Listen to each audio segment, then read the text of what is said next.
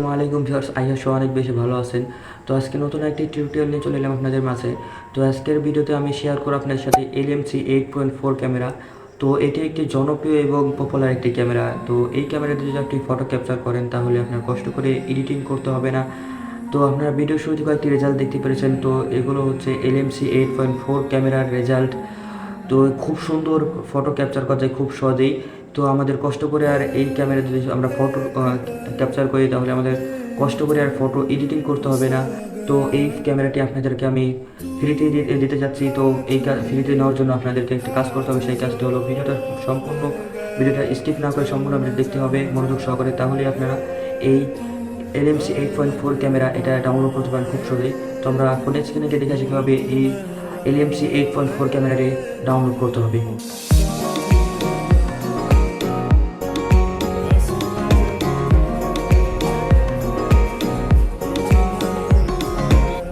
তো alright guys, আমরা চলে আসলাম ফোনের স্ক্রিনে আসার পরে আমাদের ফোনে থাকা প্লে স্টোরটা ওপেন করতে হবে। ওপেন করার পরে উপরে টেলিগ্রাম লিখে সার্চ করতে হবে। সার্চ করার পরে এখান থেকে আমরা একটা টেলিগ্রাম অ্যাপ পেয়ে যাবো। তো এখান থেকে এই টেলিগ্রাম অ্যাপটি ডাউনলোড করতে হবে, ইনস্টল করতে হবে। তো এখান থেকে আমার ইনস্টল করা আছে, আমি এখান থেকে ওপেনে ক্লিক করতেছি।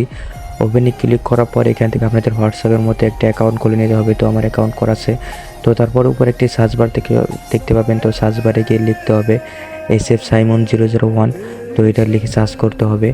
তো এটা লিখে সার্চ করার পরে এখান থেকে প্রথমে যে একটি চ্যানেল আসবে, গ্রুপ আসবে, সেই গ্রুপে আপনাকে ক্লিক করতে হবে, সেই গ্রুপে জয়েন হতে হবে।